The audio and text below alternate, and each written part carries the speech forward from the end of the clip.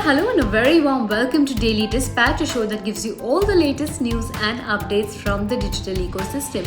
I'm Priya Sheth. Thank God it's Monday and we're back to give you all the latest updates from the movers and shakers in the digital ecosystem. Let's first discuss the top stories that we've been tracking today.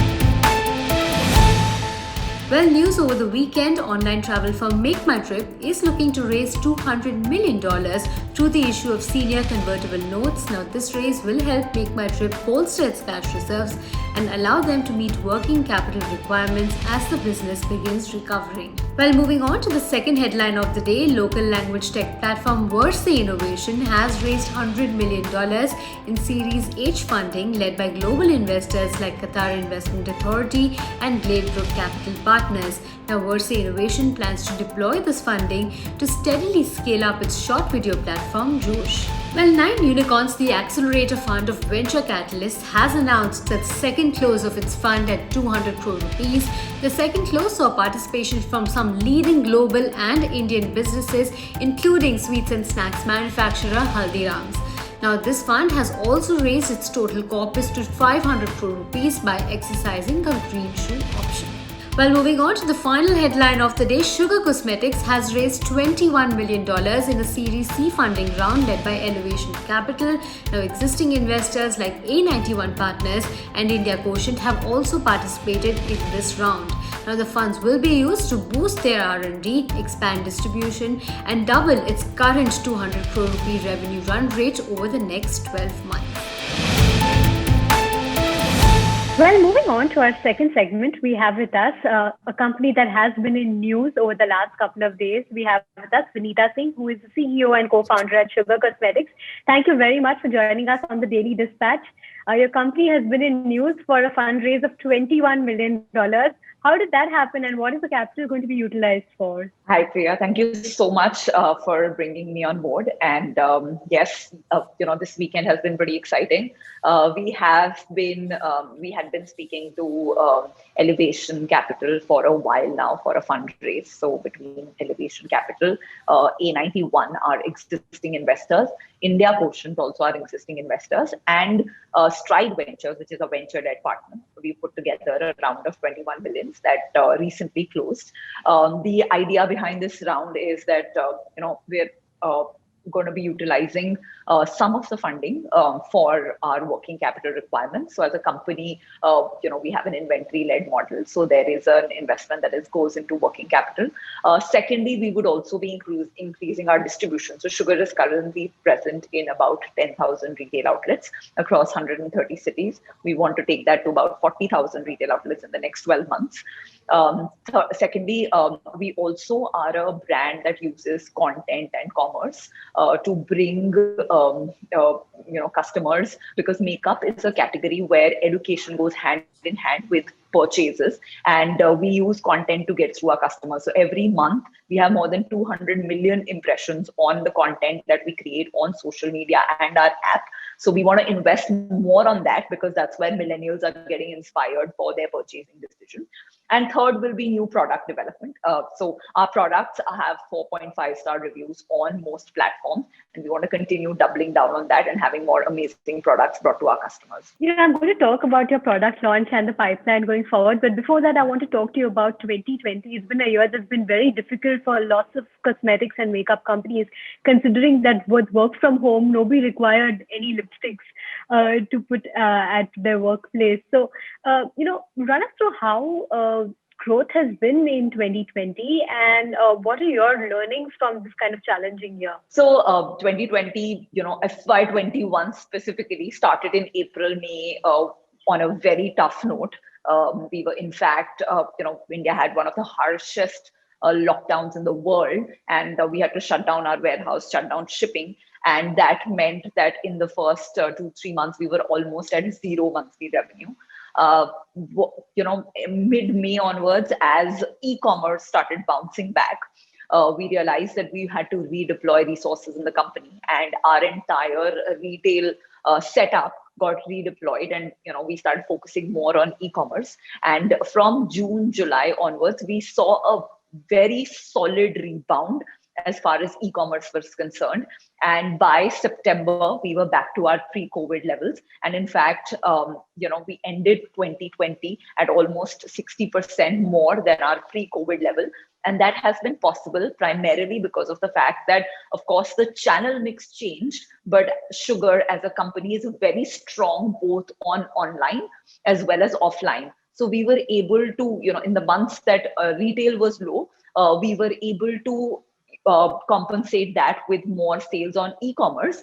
And now retail is back with a lot of revenge shopping. So in the last 30 days, we've seen stores performing far more than pre-COVID level, and e-commerce is still back at the same level. So what we've managed to do during COVID is we managed to grow the e-commerce part of our business by about 70-80%, and retail is now back to normal. So as a company, we managed to grow about 60% from the pre-COVID level. There has been a redistribution of spend. So there is more consumption of eye makeup products and face makeup products, some of the hybrid skin plus makeup products that we have, and lips as a category is down by about 5 to 7%. But we are seeing Jan onwards, this demand is coming back, because while women are not, spending as much on lips, but because now they've started stepping out more, as well as, they're wearing lipsticks for their Zoom calls, as you're wearing right now. We've seen that the demand for lipsticks has bounced back. Makeup as a category is also a very feel-good category. Many times the purchase decisions are very impulse-led. So as the spend on categories like food, travel had come down, women needed some other avenue to spend as a feel good for themselves. And most of our consumers actually wear makeup because it makes them feel happier about themselves. And which is why, as a category, makeup has been pretty quick to bounce back. So, when you look forward in terms of what India will be buying in 2021, I'm sure you've done your study in terms of what is going to be the highest kind of purchases on your platform, etc. And I do understand that e-commerce contributes about 50% of your overall revenues at this point in time. So, Ranak, so what kind of trends do you see in 2021 in terms of purchase decisions? And do you think lipsticks and lipwear as a category will bounce back, considering that a lot of people have started getting out and going back to work like you have? So, what we're seeing in early trends is that definitely eye makeup, face makeup, and skincare products, which is, products, we do have like a few skincare products in the Sugar line as well. They are, because the people who are still staying at home are investing more and more time and effort in their skincare routine. Those are the three categories that will continue growing, at least in the first part of 2021. We're seeing that in lips, the consumption has shifted from glosses and creamy lipsticks to more matte, no transfer lipsticks, so that they are mask proof and you can wear it conveniently under the mask and don't have to worry about ruining a mask every couple of hours. So I think that's where we've seen the redistribution happen. We do think that there will be this 5% shift that has happened from lips to eyes and face will hold for at least the first half of 2021. But India is also a very emotional country. And, by the time by the time October, November comes, the wedding season starts, the Diwali and Karwa Chauth kick in. So when that happens, lip is like the favorite go-to category, because most women have a lot of lipsticks and they don't wait for one lipstick to be over before buying a new one. So we're seeing lip as a category to rebound definitely by mid-year, and definitely well into the season, we expect that the lip category should be back to its pre-COVID levels. Talk to us about your launch pipeline, considering that you're going to be using a lot of these funds for your R&D as well. So what kind of products are you looking at launching in 2021? Are there specific categories that you're targeting at? And if you could tell us, which is your largest selling category on the platform at this point in time? So currently, pre-COVID, lips was our largest selling category. We have these no transfer lipsticks that last you all day. So you apply them and then you don't have to worry about them for the next 12 hours till you go home and take it off with the makeup remover. And those are still continuing to grow because they work very well under the mask. There were categories like glosses, creamy lipsticks that anyways weren't a very big part of our pie, because of the fact that we focus more on younger millennial women, and younger women are not as much into lip glosses as their prior generation was. So we're seeing that, firstly, as a category, like although lips was our biggest category pre-COVID, we've also found a couple of interesting categories where we started doing really well. One is foundation sticks. So, we have a very matte foundation stick, which is very easy to apply. In the last few months, we've seen the consumption of that soar. The other is products around contouring. So, face makeup products around blush, highlighting, contouring. Those have really developed a lot of interest in the consumer's mind because millennials have spent more time on social media, glued to their gadgets. As they spend more time on social media, they are on Instagram, on YouTube, browsing, and they're seeing influencers try out new looks using these contouring techniques and, using highlighters. So that has led to consumption of these more specialized categories going up over the last 6 to 8 months. So we're, 2021 for us will be a lot of kits and a lot of advanced makeup products, as well as some hybrid products, like, products that are the cusp of skincare and makeup. Like, for instance, products that give you sun protection and moisturization along with the light layer of makeup. So you can wear it for your Zoom calls and when you're at home, as well as when you step out. So those are the categories that we'll be doubling down on. So now this $21 million that you've raised has come in at this point in time. Do you think that you will require more capital towards the end of this year, considering the kind of robust expansion plans that you're working with? So we're expecting this to help us at least tide over up to the next 12 to 18 months. As a company, we've also started on this journey of using debt to fund our working capital requirements.